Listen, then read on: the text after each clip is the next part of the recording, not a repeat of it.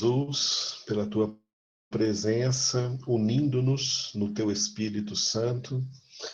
Eu entrego em tuas mãos a vida da Cássia, da Daniele, da Kelly, da Maria Elizabeth, da pastora Elisenete, da Rosângela, da Ana Cássia, que estão nos acompanhando, de todos os demais irmãos que fazem parte dessa sala virtual.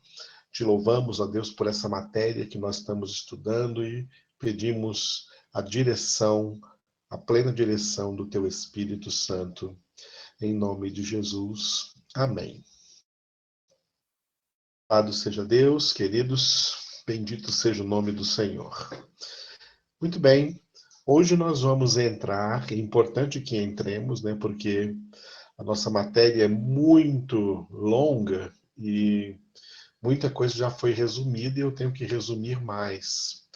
Quando essa matéria ela é dada no primeiro semestre, ela tem um mês a mais, que é o mês de fevereiro, né? Começa em fevereiro e termina em junho.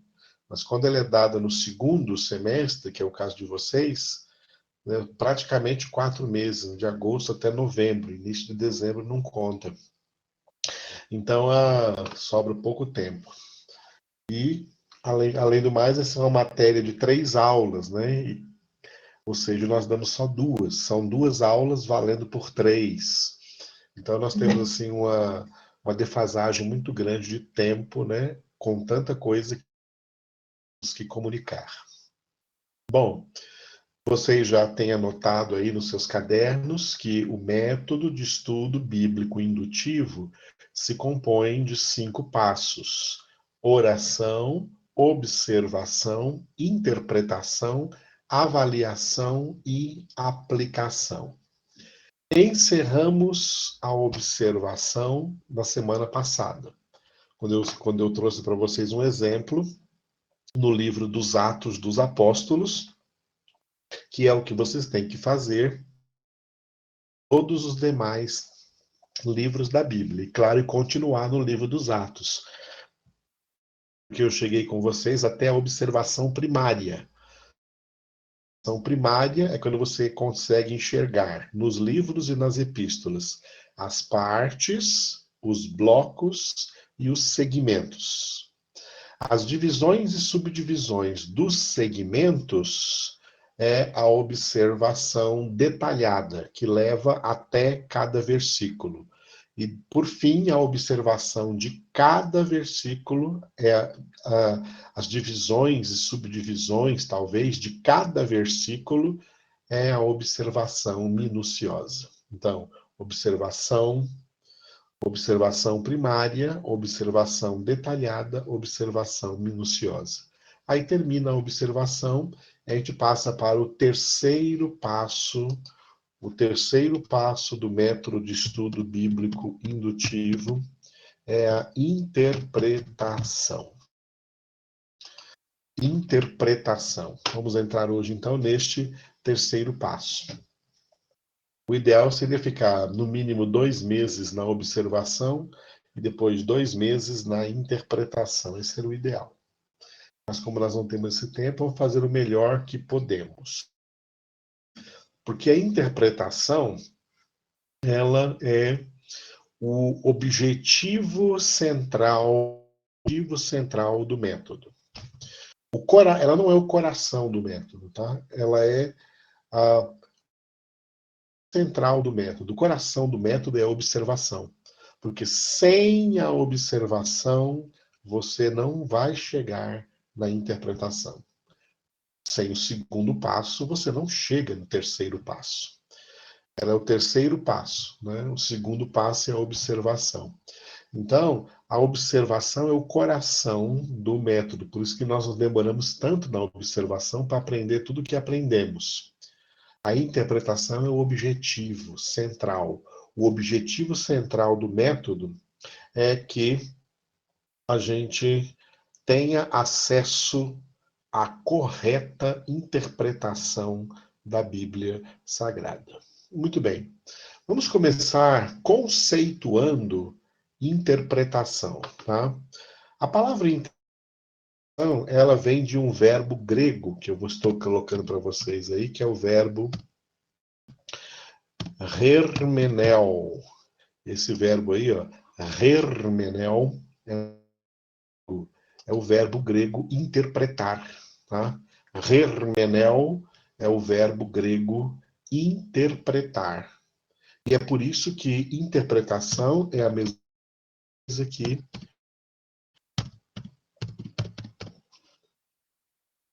hermenêutica. Hermenêutica vem do verbo hermenel, que é o verbo interpretar, tá? Então, hermenêutica é a mesma coisa que tá? Interpretação. Interpretação é hermenêutica. Muito bem.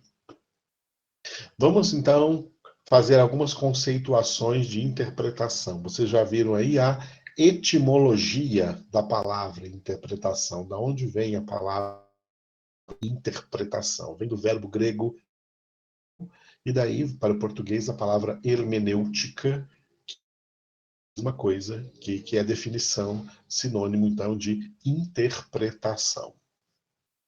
Primeiro lugar, né? Interpretação é algo que faz parte da natureza humana, porque todos os seres humanos possuem o que eu estou escrevendo aí para vocês agora. Todos os seres humanos possuem uma mente interpretativa.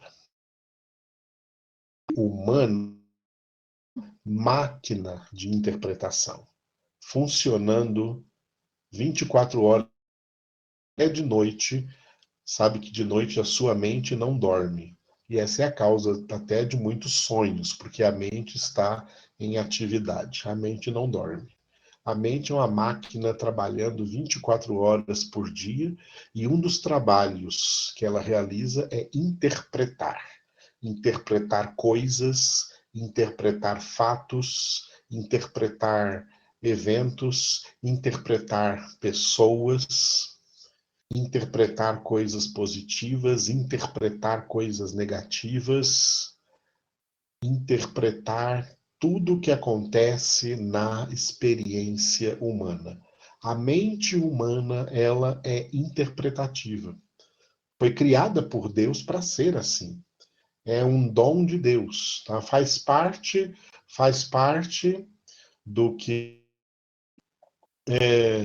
a mente é, mente inteligência, tá? Interpretação faz parte deste elemento importante da mente humana que eu estou escrevendo para vocês aí, que é inteligência, tá? Faz parte da inteligência. O homem é um ser inteligente. Logo, o homem é um ser interpretativo, que tem uma mente interpretativa, porque interpretar é um atributo da inteligência. Tá? Interpretar é um atributo da inteligência. Então, todos nós somos hermeneutas naturais ou intérpretes naturais. Todos nós vivemos o tempo inteiro como um ato natural da nossa mente, um trabalho natural da nossa mente. A gente faz, lamentar, sem esforço, faz de maneira natural, assim como nós respiramos, a nossa mente interpreta tudo, vai interpretando tudo ao nosso redor, tudo que vemos, tudo que ouvimos, tudo pelo que passamos, todos que conhecemos. A mente interpreta tudo de maneira natural, ok? Só que tem um problema, tá? Tem um problema que eu vou colocar aqui para vocês, tá? Tem uma virtude acompanhada de um problema, tá? Uma virtude acompanhada de um problema. Vou escrever para vocês aqui a frase para vocês entenderem.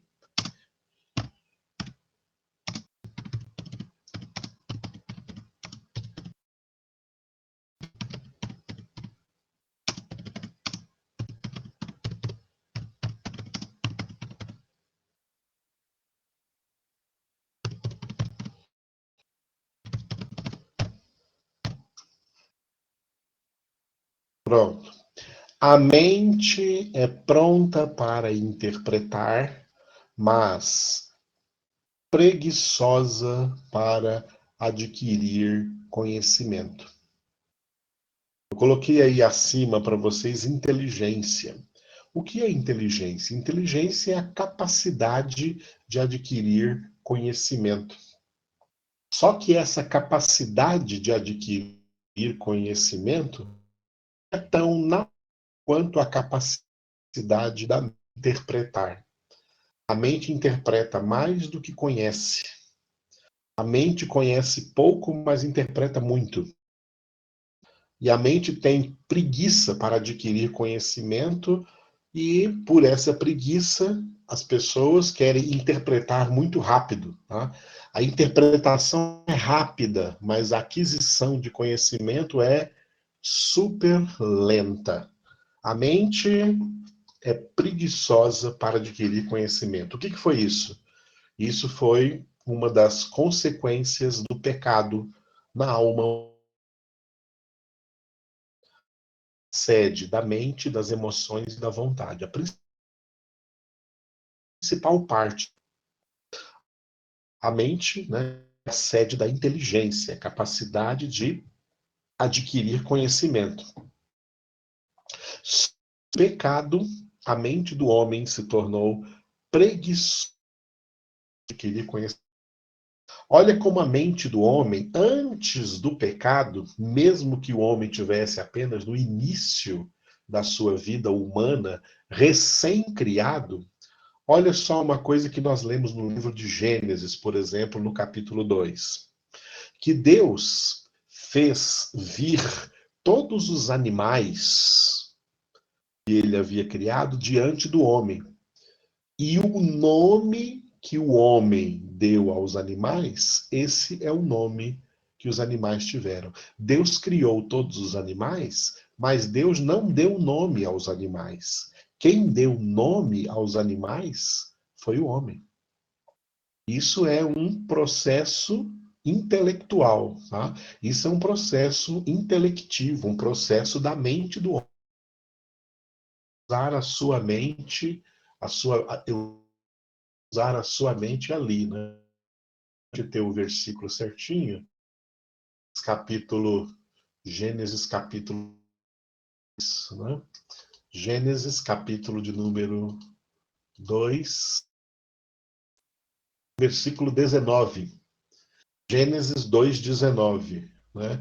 Havendo, pois, o Senhor Deus formado da terra todos os animais do campo e todas as aves dos céus, trouxe-os ao homem para ver como este lhes chamaria. E o nome que o homem desse a todos os seres viventes, esse seria. Está vendo o que o versículo diz? Gênesis 2:19. Quem criou os animais? Mas quem deu o nome? O homem. Deus trouxe para o homem, usando inteligência, né, usando o exercício da sua inteligência, o homem desse nome aos, deu o nome aos animais. Assim como o nome, por exemplo, as cores. Por que o vermelho chama vermelho? Porque o verde chama verde, o azul chama azul. O homem nome às. O homem criou o alfabeto, deu nome às letras, deu as letras, as funções das letras, consoantes. O homem deu, olha que coisa impressionante, no meio do o homem descobriu no meio que existem 7 notas principais, né? Do, ré, mi, fá, sol, lá, si. 7 notas principais e outras notas variáveis, sustenidos e bemóis, né? Notas variáveis aí que promovem uma sonoridade, a sonoridade das coisas, o som. Tudo isso porque o homem é lógico, é uma prova da humana. O homem é de fato inteligente.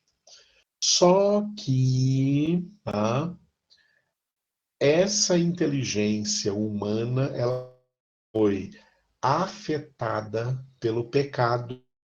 Por isso, a capacidade de adquirir conhecimento, a mente humana preguiçosa para adquirir conhecimento. Tá?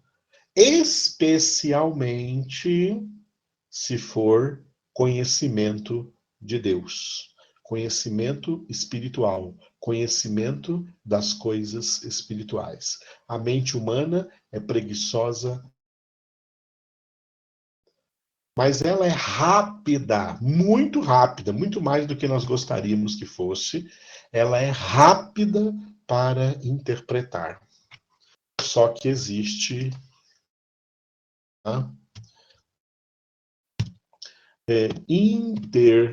estou escrevendo para vocês, interpretação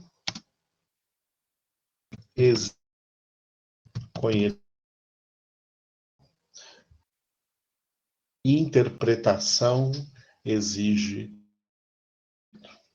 A mente é rápida para interpretar, mas lenta para adquirir conhecimento. E como ela é rápida para interpretar e lenta para adquirir conhecimento, ela então é uma produtora de muitas interpretações errôneas. Tá?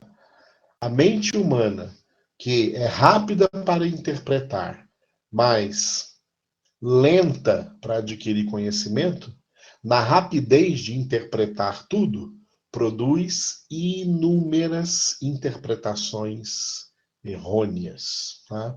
Muitas interpretações errôneas. Falando acerca, por exemplo, da Bíblia Sagrada. A Bíblia Sagrada sofre de dois problemas. A Bíblia Sagrada sofre de dois problemas, tá? Um deles é desconhecimento. E o outro, más interpretações. Dois problemas sofridos pela Bíblia Sagrada. A Bíblia Sagrada sofre de dois problemas, e eu vou, para ser bem claro, sofre de dois problemas, especialmente no meio aonde ela não deveria sofrer esses dois problemas, no meio evangélico, no meio dos crentes, na comunidade cristã, na própria igreja de Jesus Cristo, tá? Entre os próprios crentes. Não vamos falar do mundo, porque o mundo é totalmente trevas de ignorância, não conhece mesmo nada de Deus. Mas os crentes eram para conhecer, tá? Os crentes eram para conhecer plenamente a palavra de Deus. No entanto, os crentes têm a palavra de Deus em suas mãos, têm a Bíblia Sagrada em suas mãos, mas não a conhecem como deveriam conhecer. Por isso que lá na observação nós falamos da Lectio Divina, uma leitura diária da palavra de Deus, manter uma agenda de leitura diária da palavra de Deus, ler pelo menos, no mínimo, no mínimo possível, ler a Bíblia toda 2 vezes por ano, esse é o mínimo possível para desenvolver, ainda que lentamente, tá, um conhecimento da Escritura. A maioria dos crentes não lê a Bíblia toda nem sequer uma vez no ano. Tá? Portanto, a Bíblia é desconhecida dos próprios crentes. Tem a Bíblia na mão e desconhece a Bíblia. Então, a Bíblia sofre de desconhecimento. E, como resultado desse desconhecimento, ela sofre de más interpretações. Porque os mesmos crentes que têm uma preguiça de adquirir conhecimento bíblico, eles são rápidos para querer interpretar. Ah, para mim, eu acho que isso significa isso e aquilo. Eles querem interpretar na maior velocidade, tá? Não conhecem, mas querem interpretar o que não conhecem. E além de querer interpretar o que não conhecem, tá? As interpretações humanas, elas têm uma coisa que se chama assim, são interpretações autoritárias. Vamos usar essa palavra aqui, autoritárias. A pessoa, ela quer dizer ao mundo que o que ela acha é correto, que a interpretação dela é correta, que o jeito que ela tem é correto. Mas ela mesma, da onde chegou a tais conclusões? Ela não teve um processo de aquisição de conhecimento para chegar a essas conclusões interpretativas. Interpretação é conclusão, tá? Interpretação é conclusão muito conhecimento adquirido, tá? Então, essa aqui é uma das definições aí de interpretação. Eu estou escrevendo aqui, tá? Interpretação é conclusão de conhecimento adquirido, ok? Então, ação é conclusão de conhecimento adquirido. Muita gente quer interpretar sem adquirir conhecimento. Sem conhecimento, as interpretações serão erradas. As interpretações serão errôneas, tá? E no meio bíblico, tá? No contexto bíblico, contexto de igreja, né? Com as interpretações, elas darão origem, tá? Às ações, interpretações errôneas, elas dão origem, tá? As interpretações errôneas, elas darão origem às heresias. O que são O que é uma heresia? Heresia é uma doutrina errada, baseada em uma interpretação errônea da palavra de Deus. O que é uma heresia? Uma doutrina falsa, uma doutrina errada, uma doutrina errônea, baseada numa interpretação errônea da palavra de Deus.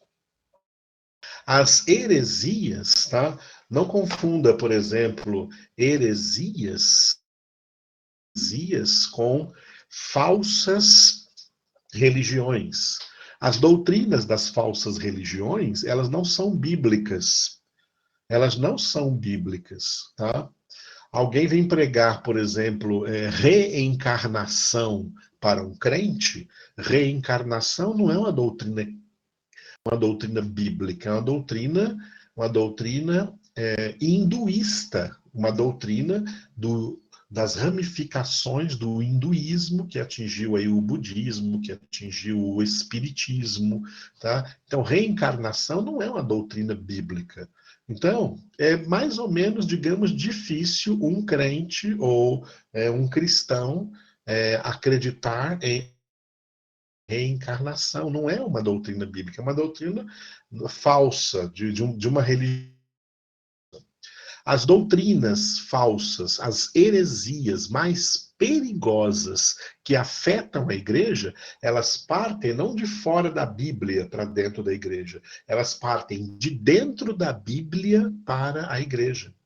São heresias baseadas em textos bíblicos, em palavras da Bíblia Sagrada, que são a verdade, é a verdade, e da verdade se fabrica uma mentira. Uma verdade mal interpretada se fabrica uma mentira, uma heresia. As heresias destroem mais a igreja, as heresias que a Bíblia destrói mais a igreja do que falsas doutrinas de religiões antibíblicas. Deixa eu ver, a Maria Elizabeth escreveu aqui, o círculo de oração procura ler a Bíblia, capítulo por capítulo, todos os dias. Um capítulo repete todos os anos, tá? Um capítulo é repetido todos os anos. Muito bem. E, Rosângela, realmente é forte. As heresias mais destruidoras para o cristianismo... Professor, Pois não. Oi, só um Cássio. minutinho que eu quero concluir aqui a minha escrita, que o senhor falou, heresias baseadas em textos bíblicos, é da verdade mal interpretada, mas... Não, as heresias destruidoras são aquelas que são baseadas em textos bíblicos, ok? As heresias mais destruidoras para o cristianismo são aquelas baseadas em estudo bíblico, mais destruidoras do que as heresias das falsas religiões, religiões antibíblicas. Ok? Deu para entender, Cássia? Beleza? Glória a Deus. Fala, Maria. É por isso que eu estou estudando, viu, a palavra com o senhor, né? Essa matéria, para poder entender direito e ler a Bíblia lá como nós lemos todo dia também, e interpretar ela de maneira correta. Porque não adianta só ler e não entender, ficar falando o que não está escrito. Tem que entender corretamente. Por isso que eu vim fazer o seminário. Oh, glória a Deus. Louvado seja Deus. É isso mesmo, Maria. Esse é o objetivo da gente estar estudando a palavra para aprender essas coisas, né? Muito bem. E porque também, né? E porque também vocês terão que ser os instrumentos de Deus para ensinar tanta gente, por exemplo, que nunca vai entrar no seminário, que nunca vai ter acesso no seminário. A maioria dos crentes não vem para o seminário nunca, vão morrer sem vir para o seminário. Então, dá para eles essas coisas, vocês que estão aprendendo, tá? Isso é muito importante. Muitas vezes lá na igreja, eu estou procurando aquilo que eu estou aprendendo com vocês a ensinar. Principalmente o ciclo de oração. Eu tenho ensinado, passado aquilo que eu ouço de vocês. Glória a Deus. Uma aprendizagem verdadeira. Porque muitas passagens eu lia, eu como pastora da igreja, auxiliar, eu lia, mas a interpretação era ao contrário. E, no entanto, estudando com você, agora eu estou interpretando melhor a escritura. Esse era o meu desejo, pastor, pedindo sabedoria. E o Senhor falou comigo, no meu coração, entra para o seminário, que é uma maneira que eu posso te ensinar. Muito bem. Foi Deus mesmo que te contou. A palavra foi de Deus mesmo. Louvado seja Deus, Maria. E por você. Muito bem. Obrigada, continuando. pastor. Deus abençoe. Glória a Deus. Então, continuando. A mente humana, ela é preguiçosa para adquirir conhecimento, mas é demais para interpretar. Então, muito cuidado com as interpretações, tá? E nós não interpretamos só a Bíblia, nós interpretamos tudo e todos. Interpretamos pessoas. Olha só, nós interpretamos uma roupa que a pessoa usa, nós interpretamos o jeito da pessoa falar, nós interpretamos a aparência das pessoas, tanto interpretamos como interpretados por elas. Cada pessoa nos interpreta de um jeito. Tem gente que nos interpreta de uma maneira e acha que nós somos exatamente daquele jeito que elas interpretam, né? E depois, quando nos conhecem mais de perto, vocês já devem ter passado por essa experiência, eu já passei por essa experiência de pessoas chegar para mim, pastor, antigamente eu tinha uma ideia errada do Senhor, agora que eu estou conhecendo melhor o Senhor, eu estou entendendo que eu estava entendendo errado, né? O Senhor é diferente do que eu pensava. Por quê? Porque eu estava me interpretando rapidamente, sem conhecimento. Tá vendo como o conhecimento é que é a chave para a interpretação?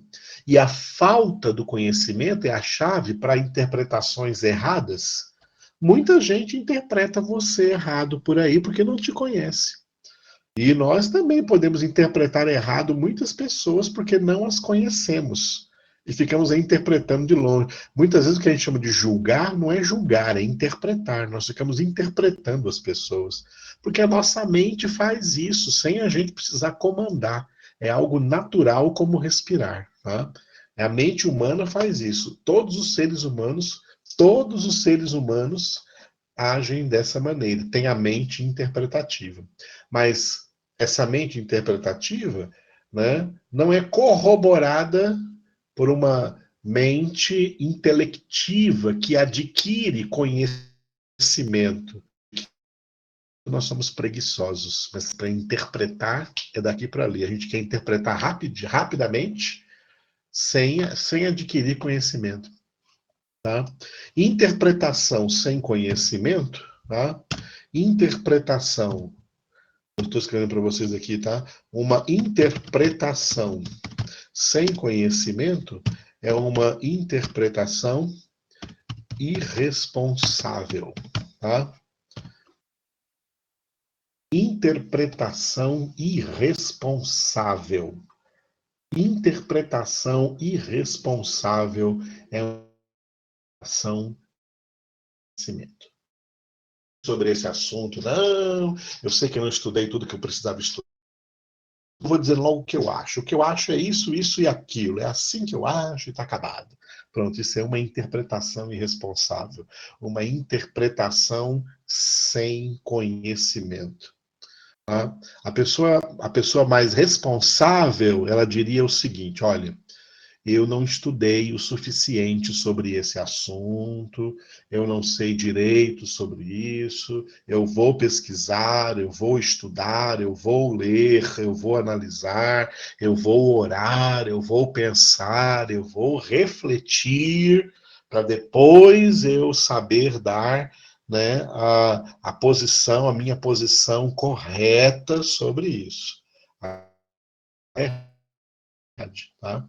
Isso é responsabilidade.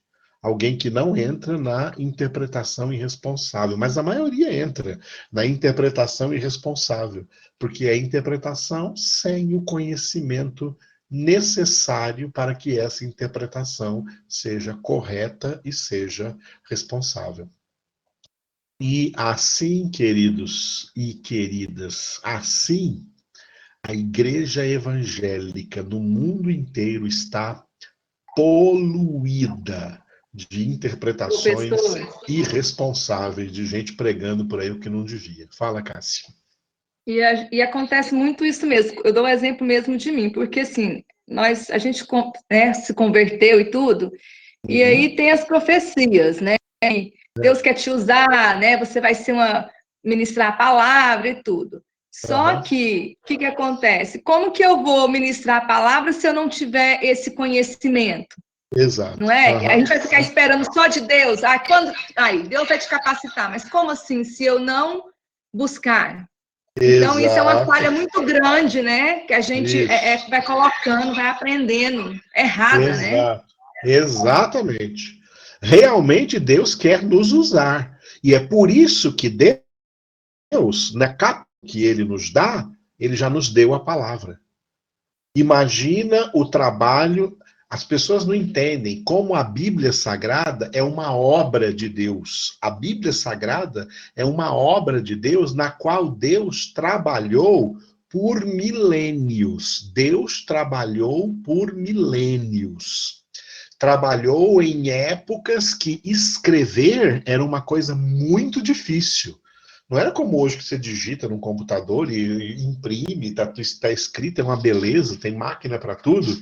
Não, a Bíblia Sagrada foi revelada em tempos que escrever era uma tarefa extremamente complicada, extremamente difícil. As pessoas que escreviam eram escrever escrita, mas a Bíblia foi escrita em tempos em que escrever era algo difícil. Deus levantou homens para isso, Deus ungiu homens para isso, Deus trabalhou por milênios para escrever a Bíblia toda para nós. Nós, agora, já recebemos ela completamente escrita. Muitas vezes ainda mal traduzida, mas recebemos a Bíblia já toda escrita.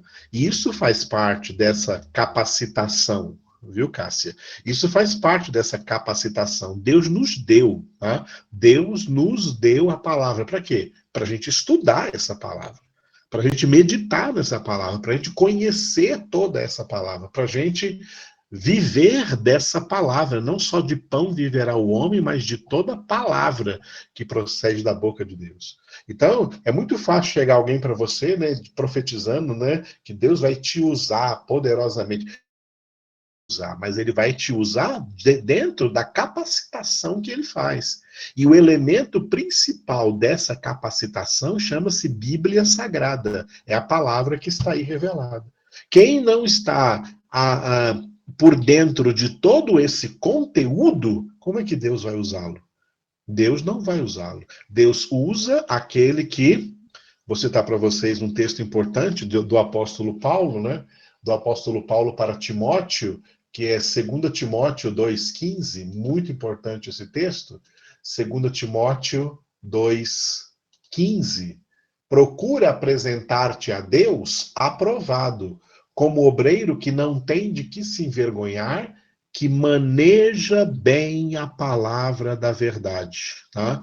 Que maneja bem a palavra da verdade. Você só maneja bem aquilo que você conhece bem. Você só vai manejar bem a palavra da verdade se conhecer bem a palavra da verdade.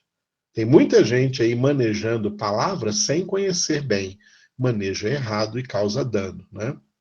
A Maria escreveu aqui, eu acho quando está com o microfone é pior porque está com o poder material em mãos. Exatamente, né? Pega o microfone e acha que já pode falar, né, à vontade. Então, e ali vai sair muita coisa errada. E olha, heresia, qual é o perigo? Qual é o perigo de uma heresia? Não é mentira. O Espírito não inspira uma heresia. O Espírito Santo nos conduz à verdade. João 16:13. Jesus disse, o Espírito da verdade, chamou o Espírito Santo ali de o Espírito da verdade, vos guiará a toda a verdade.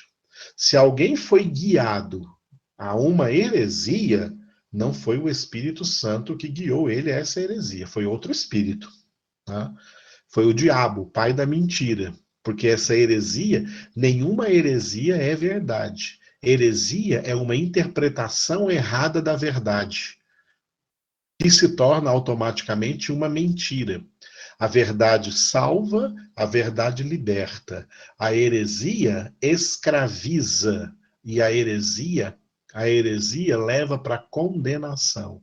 A heresia não liberta, a mentira não liberta, a verdade liberta, a mentira escraviza. A verdade purifica, a mentira suja. A verdade salva, a mentira leva para condenação. Então, tem pessoas crendo em doutrinas ditas cristãs que, na verdade, está levando elas para condenação. Vamos citar, por exemplo, as doutrinas católicas. São todas doutrinas que eles dizem que são cristãs. E lá na Igreja Católica também tem a nossa mesma Bíblia. Os 66 livros estão lá. Mas é só heresia. E vai levar esse povo todo, está levando esse povo todo para condenação. O mesmo nas igrejas protestantes, que desviam da verdade, interpretando errado a palavra de Deus, e muita gente acreditando nessas palavras.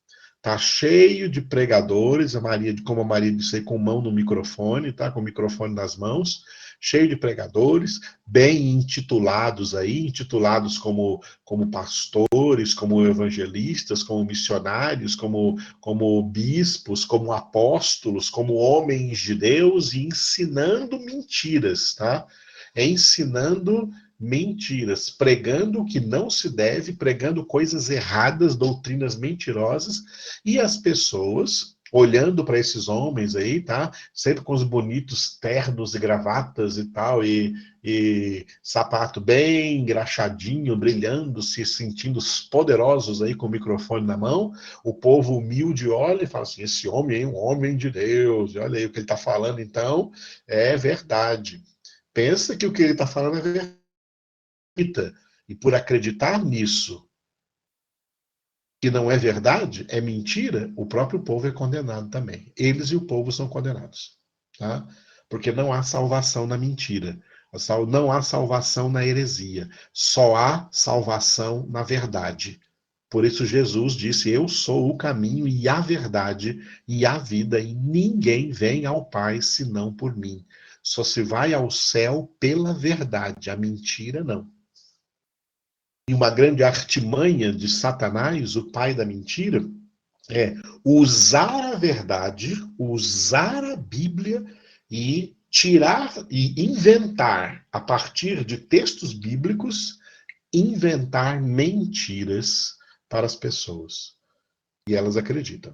Tá? E elas acreditam, especialmente se tiver milagres. Então, fala, Cássia. Pode tirar uma dúvida minha, por favor? Pois não, Um dia eu disse assim, que quando a gente coloca algo na mão de Deus, a gente tem que colocar e descansar, deixar Deus agir, Deus trabalhar, né? E a gente não deve pedir misericórdia. Se você colocou algo, por exemplo, meu pai, ele estava com Covid, e aí ele quase morreu. E eu falei, Senhor, faça conforme a tua vontade, está nas tuas mãos. E aí eu não pedi para o Senhor curar ele, para o Senhor tirar ele de lá, eu pedia para o Senhor fazer a vontade dele. Então, eu disse que quando eu fiz isso, eu falei assim que quando você entrega para Deus, então você não pode pedir misericórdia. Eu falei, correto ou está errado essa questão de misericórdia? Não, se você já colocou a vontade de Deus, tá? A vontade de Deus, porque a misericórdia de Deus, ela é sujeita à vontade de Deus. Uma coisa maior que você fez colocou na vontade de Deus. Isso é suficiente, tá? Isso é suficiente.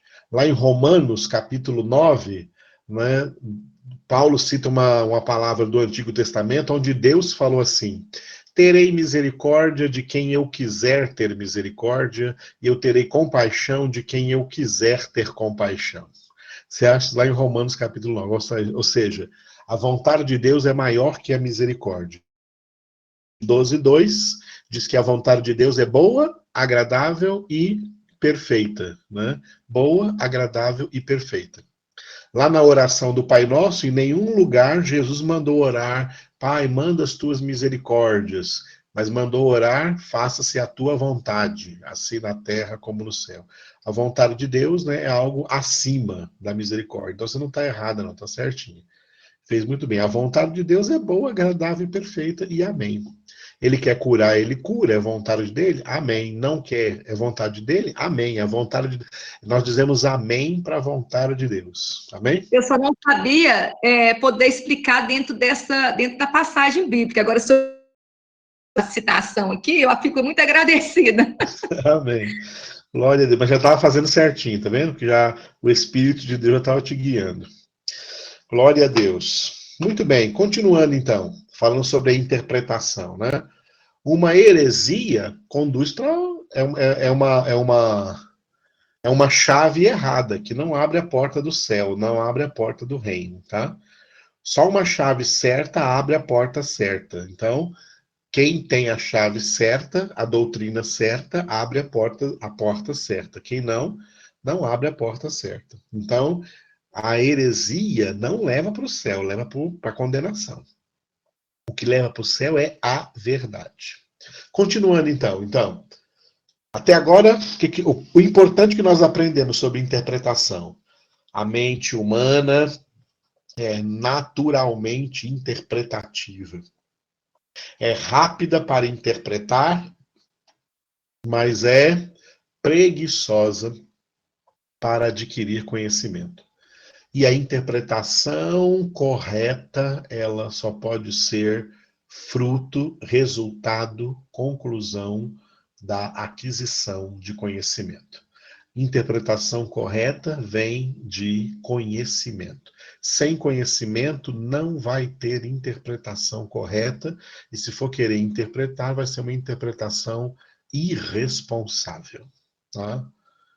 Mas a pessoa vai responder por isso.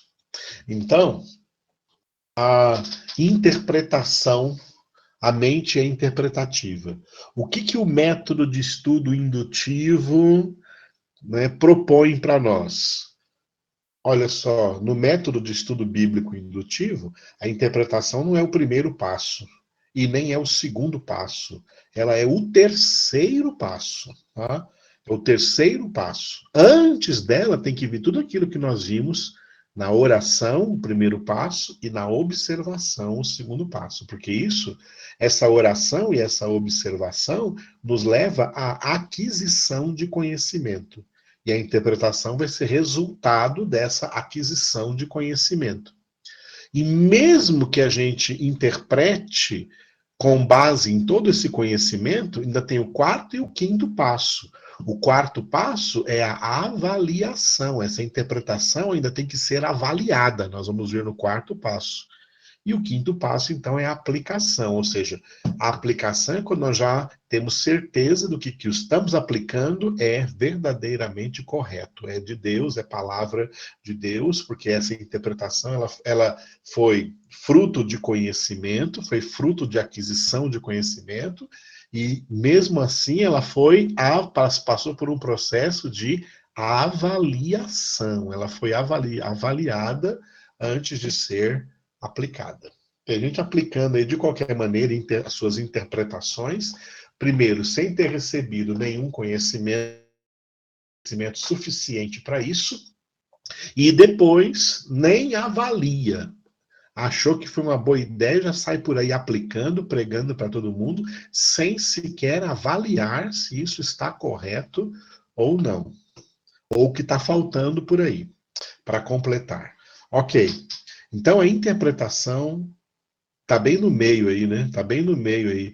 Ela está entre os 2 primeiros passos e os 2 últimos passos do método. A interpretação está bem aí no meio aí dos 5 passos do método de estudo bíblico, do método de estudo bíblico indutivo, ok?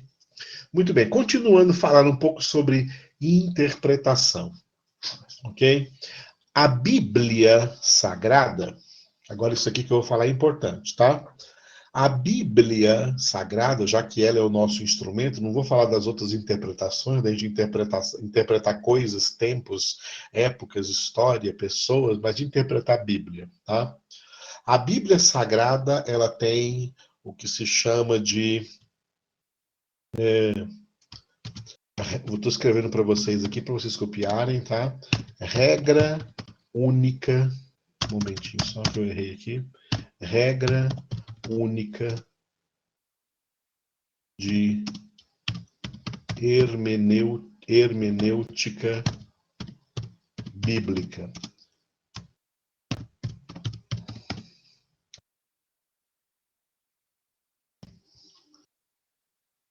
Regra única de hermenêutica bíblica. Hermenêutica é interpretação. Existe uma regra de interpretação que só se aplica à Bíblia, tá? Existe uma regra de interpretação que só se aplica à Bíblia Sagrada, não se aplica a mais nada, nem a nenhum outro livro ou nenhuma outra coisa, tá? É uma regra única de hermenêutica bíblica, tá? Uma regra única. Essa regra só se aplica à Bíblia Sagrada. Eu estou escrevendo para vocês aí, entre aspas, essa regra, tá?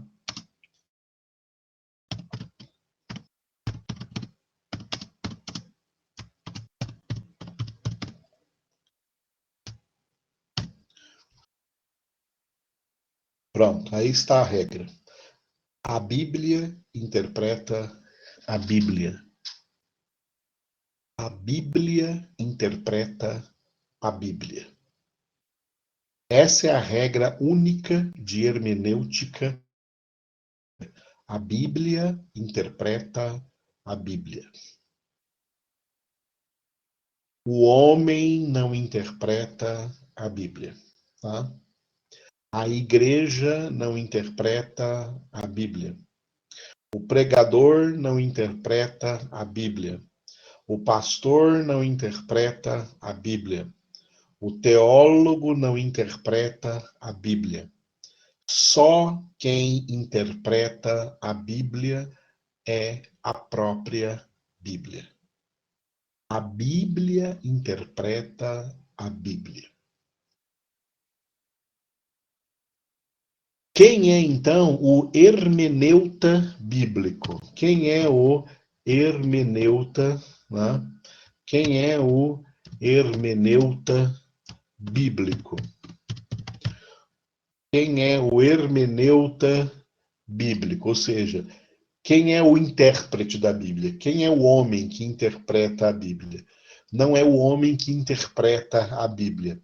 O hermeneuta bíblico é aquele que medita de dia e de noite na palavra de Deus, tá? Medita de dia e de noite na palavra para captar como a Bíblia interpreta a Bíblia.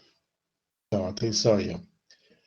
Quem é o hermeneuta bíblico, ou seja, quem é o que interpreta a Bíblia, é aquele que medita de dia e de noite na palavra de Deus para captar como a Bíblia interpreta a Bíblia. Lembra do versículo 2. Aquele que tem o seu prazer na lei do Senhor e de dia e de... Eu falei com vocês sobre meditação lá no início da observação, tá? A oração e a observação nos conduzem a meditar na palavra de Deus de dia e de noite. Da meditação diuturna da palavra de Deus.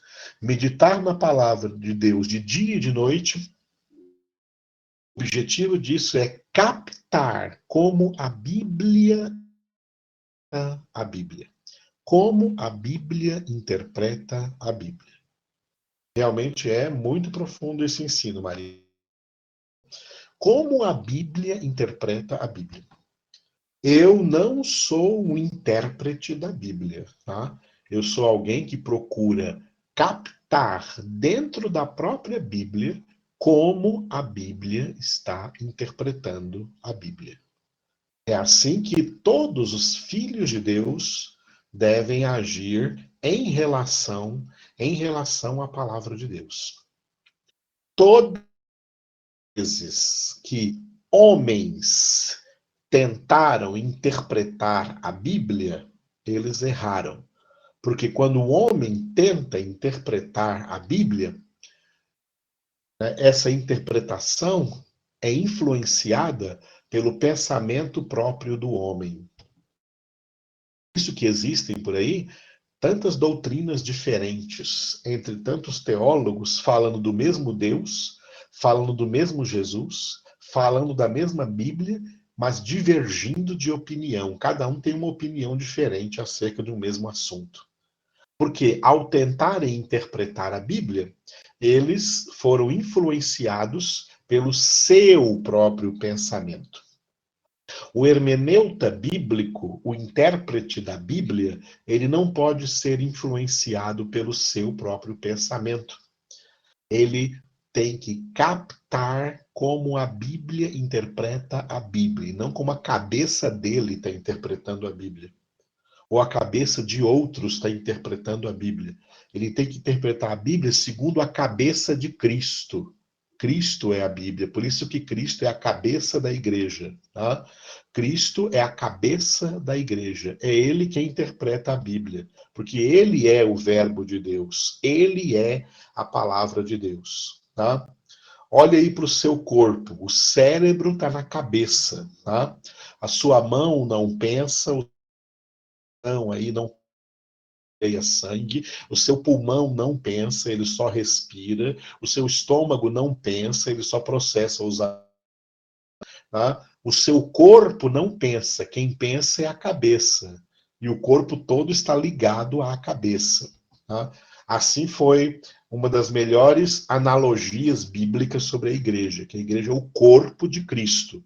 Cristo é a cabeça, a igreja é o corpo. A igreja não pensa, quem pensa é a cabeça. A igreja obedece os pensamentos, a liderança que vem da cabeça. O corpo obedece o que a cabeça manda.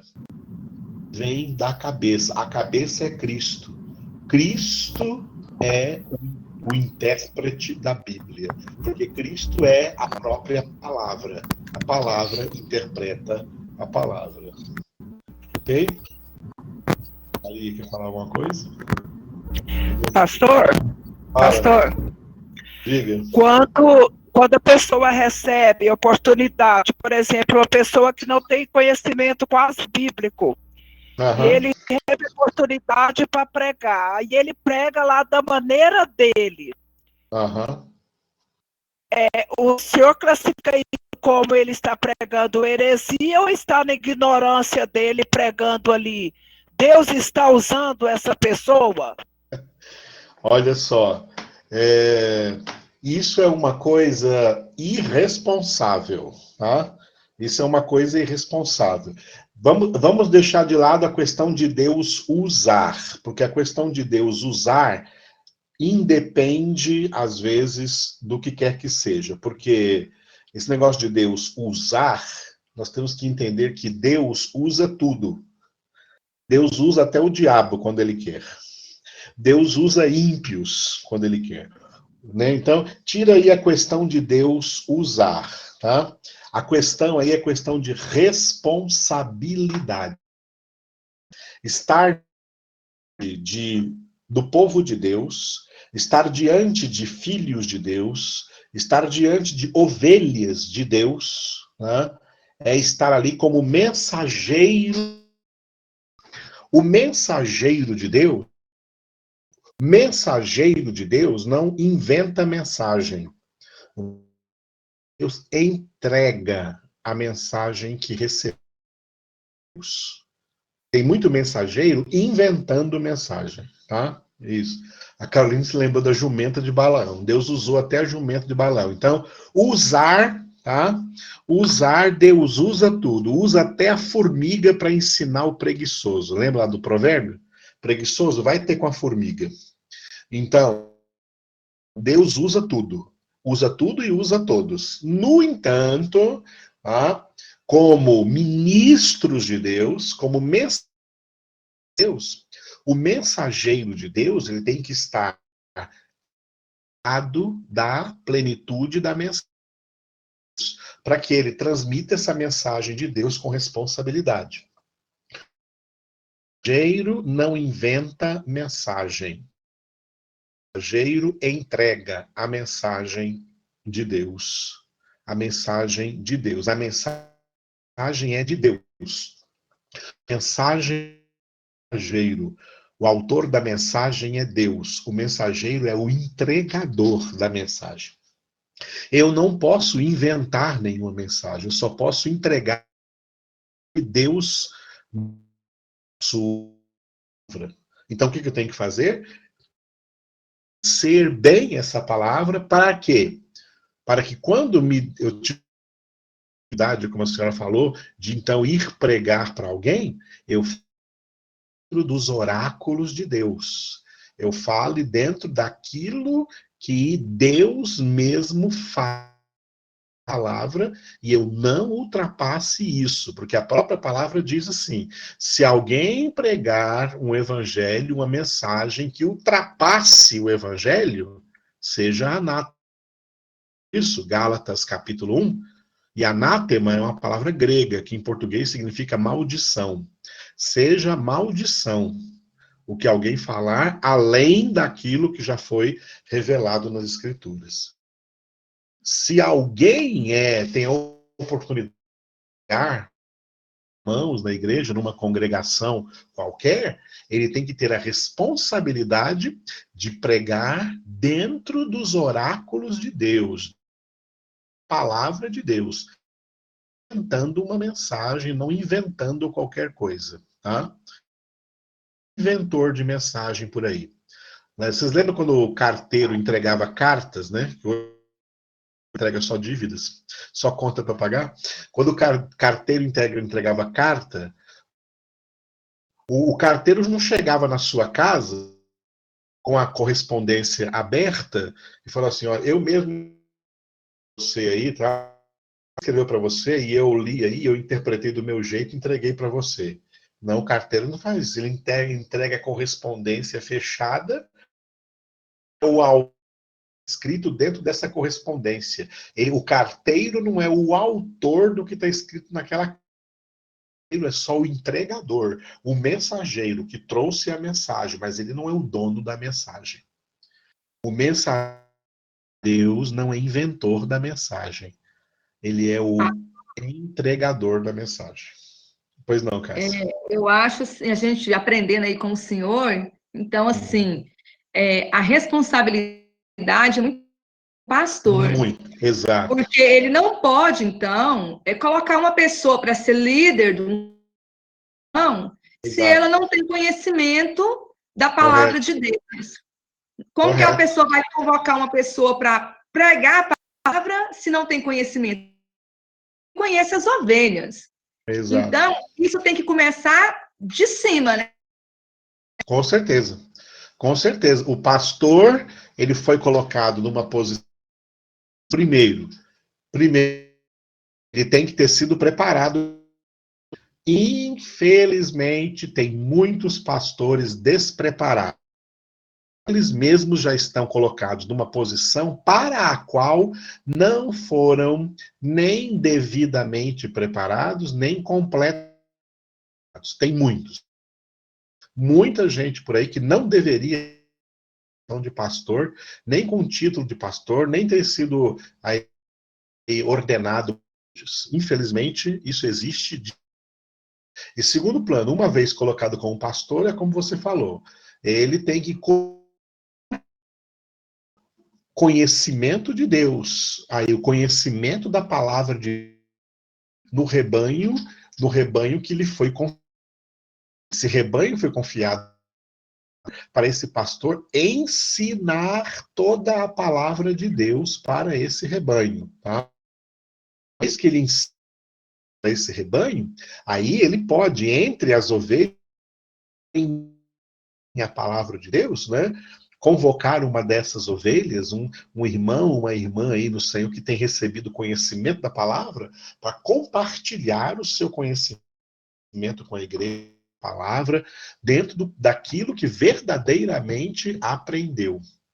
E o pastor está bem isso, que ali alguma coisa errada, ele vai chamar a atenção dele e vai corrigir também para as pessoas. Olha, o irmão que falou alguma coisa não é bem assim. É desse jeito. Ok? Maria Elizabeth, tem tanta gente falando que Deus não falou. Exatamente, Maria, exatamente. Então, olha só a realidade que nós vivemos, né? Quanta gente dando mensagem, olha só, e olha como isso é grave, hein? Dar uma mensagem como se a mensagem fosse de Deus, na verdade não é. Olha só, usando o nome de Deus, dizendo que isso é de Deus, ou dizendo que isso é do Pai, é de Jesus, e que isso é do Espírito Santo, mas não é. Né? É do Espírito Santo, mas não é. Será que não configuraria o pecado contra o Espírito Santo? Pecado sem perdão? Dizer que é do Espírito Santo? Dizer que uma palavra é de Deus quando ela não é de Deus, foi a própria pessoa que inventou? Isso é algo sério. É por isso que o intérprete da Escritura não é aquele que interpreta a Escritura, é aquele que capta como a Bíblia interpreta a Bíblia. E isso vem de quê? De meditar nela de dia e de noite, de adquirir conhecimento bíblico. adquirir conhecimento bíblico, para que possa, como eu falei agora há pouco, citando para vocês 2 Timóteo 2,15, manejar bem a palavra da verdade. Você só maneja bem o que você conhece bem, ok? Então, formando você aqui no método de estudo bíblico indutivo, eu quero que você tenha esse pensamento. Olha só. Eu, você, né? Esse eu aí é você. Assim, ó. Eu não interpreto a Bíblia. Eu medito na Bíblia e de novo para captar como a Bíblia interpreta a Bíblia. Tá? Para captar como a Bíblia interpreta a Bíblia. É a Bíblia que interpreta a Bíblia. Homens não interpretam a Bíblia, teólogos não a Bíblia, denominações não interpretam a Bíblia. Tá? Tem gente falando por aí, na minha denominação interpreta desse jeito, porque outra denominação já interpreta de outro jeito. Toda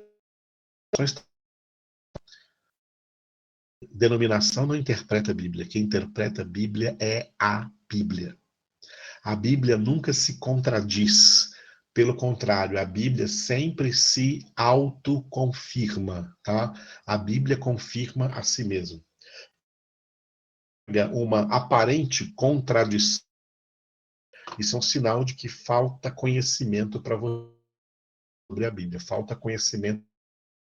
Quanto mais você conhece a Bíblia, menos você enxerga contradições da Bíblia. A Bíblia nunca se contradiz, ela sempre se confirma, tá? Existe uma coisa que se chama harmonia bíblica.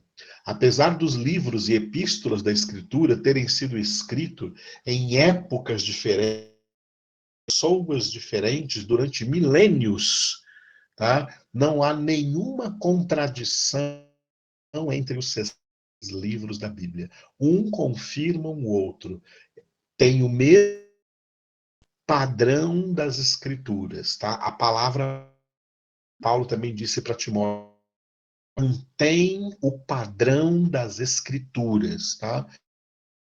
Um das Escrituras. Olha como os padrões denominacionais, cada denominação tem o padrão denominacional dela. Por quê? Por que as denominações são tão... Porque cada uma pegou uma interpretação diferente da Escritura. A Bíblia Sagrada tem o padrão bíblico. A Igreja de Cristo Jesus deve ter o padrão das Escrituras. Porque a Igreja de Jesus Cristo só tem uma cabeça. Só Jesus Cristo. Só Ele, que é a palavra, que é o verbo de Deus, que é a verdade de Deus. Por isso, regra uma hermenêutica bíblica interpreta a Bíblia. O que vale dizer? Jesus interpreta a Bíblia. Jesus interpreta Jesus. Jesus interpreta a verdade. A verdade interpreta a verdade. Todas as ou questionamentos sobre a Bíblia, a própria Bíblia tem as respostas. Você tem que procurar na própria Bíblia, porque é nela que estão as respostas. Tá? Todo questionamento que você tiver acerca da Bíblia, tem resposta na Bíblia. Toda dúvida que você tiver em relação à Bíblia, tem como sanar essa dúvida na própria Bíblia. A Bíblia é completa. Por isso que a Bíblia Sagrada não é como qualquer livro, é limitado. A Bíblia Sagrada é ilimitada. Qualquer livro completo, a Bíblia Sagrada é completa. Qualquer minimiza os conceitos, a Bíblia Sagrada aprofunda os conceitos. tá? São conceitos aprofundados. A Bíblia Sagrada, duas características que eu já falei para vocês,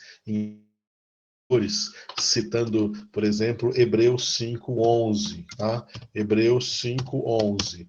A Bíblia Sagrada tem aquelas duas características. Ela é grande na sua extensão e grande na sua profundidade. Muitas coisas que se dizer e sua profundidade, coisas difíceis de explicar. A Bíblia é ao mesmo tempo extensa e profunda. A Bíblia Sagrada é ao mesmo tempo extensa e profunda. E tem uma grande extensão de doutrinas, de temas, de assuntos, e cada uma desses assuntos não são superficiais, não são rasos. São temas, assuntos, doutrinas, são temas profundos, coisas profundas que precisamos meditar nelas de dia e de noite, todos os dias da nossa vida. A meditar todos os dias na palavra de Deus. A palavra de Deus é e profunda. Professor, Pois não, Cássia? pode tirar outra dúvida minha? Vamos lá. Então, assim, lembro que acontecia muito isso antigamente, hoje as coisas estão um pouco mais modernas. Quando ia se fazer a igreja, né, para os departamentos, sempre orava, fazia oração para que Deus revelasse para o pastor, né? E hoje a gente vê que está tendo essa questão de votação. Explica a respeito disso. Virou uma democracia. O que o senhor acha? Não é democracia, não é mais um governo de Deus, agora é uma democracia, agora é um governo dos homens. Tá? Teocracia e democracia. Teocracia é quando Deus governa. Governo. Então, nesse sentido que você está falando, as igrejas viraram democracia, né? Democracia. E não democracia, não governo de Deus. Ok? Esse é o sentido. Realmente, hoje, o povo, Deus está sendo tirado do centro, inclusive, das igrejas, por colocado o homem. Assim como a verdadeira doutrina bíblica está sendo e sendo colocados aí, né, inventores de mensagens, tá? As pessoas falam, admiram, eu admiro a mensagem daquele pastor, eu admiro a mensagem daquele outro preletor, eu admiro a mensagem daquela pregadora, eu admiro a mensagem daquele... Não, filhos de Deus admiram a mensagem de Deus. E reconhece que quem é de Deus prega a palavra de Deus, e não fica por aí inventando mensagens. Isso aí que você está falando para mim, Cássio, é algo muito sério, que você está dizendo verdade, né? Não é modernismo, né? Por causa desse modernismo todo, é porque no meio desse modernismo todo nos dias de hoje, o homem está no lugar de Deus, tirando Deus, querendo o controle para o homem controlar, tá? Inclusive, controlar e manipular o próprio povo de Deus, manipular as próprias igrejas de Deus. E tudo isso vai ter diante do Senhor. Muito bem, eu quero colocar uma última coisa antes dos 2 minutos que faltam para terminar a minha aula de hoje, que eu vou continuar sobre a interpretação ainda na aula que vem, tá bom? Vou trazer para vocês alguns técnicos da interpretação que vem. Hoje eu fiz uma introdução para vocês sobre interpretação, ok? Agora, que eu vou deixar escrito aí para vocês, tá? Existe interpretação, produção textual, tá? Essa aqui é uma regra importante. Não existe interpretação sem produção textual. O que é produção textual? Escrever. O seu estudo bíblico nunca mais pode ser apenas pelo olhômetro. lendo achando que está estudando, não tem que ser escrevendo, tá? Você tem que produzir material escrito. Eu vou citar um exemplo, acho que eu já citei esse exemplo para vocês, não estou bem lembrado. Lembra aí, né? O exemplo de John Stott. John Stott tem muitos livros, já faleceu, né? É um homem de Deus aí, né? Em inglês, já faleceu, mas deixou muitos livros importantes aí, né? John Stott deixou muitos livros importantes, muitos livros bons. Não sei se eu falei isso para vocês, né? Mas, né? John Stott não escreveu nenhum livro, sabia disso? Ele nunca escreveu nenhum livro. Ele nunca sentou e falou assim: vou escrever um livro agora. Ele nunca escreveu nenhum livro. Os livros dele são reorganizações das meditações bíblicas que ele fazia no dia. Todo dia ele estudava a Bíblia e produzia textos, produzia material textual, escrevia seus estudos bíblicos. Aí, em um determinado tempo, né, ele então começou a reunir isso em livros e livros. Mas em nenhum desses livros, só porque ele falou assim, vou escrever um livro hoje. Não, escrever livros. Mas ele escrevia o quê? Suas meditações. O que você fazer, tá? Não existe interpretação sem produção textual. Então, use caderno, use notebook, computador, digite, estude a Bíblia, trabalhe os 66 livros e escreva o que trabalhou, tá? Porque não existe interpretação sem produção textual. Aqui que eu vou começar com vocês, então, na semana que vem. Foi nossa aula de hoje sobre interpretação. E foi boa também a participação de vocês. Eu sei que todos entenderam muito bem até agora. Obrigado, Senhor, pela vida de cada um dos meus irmãos e irmãs. Ó Pai, derrama a tua bênção sobre todos eles, suas vidas, suas famílias, seus ministérios.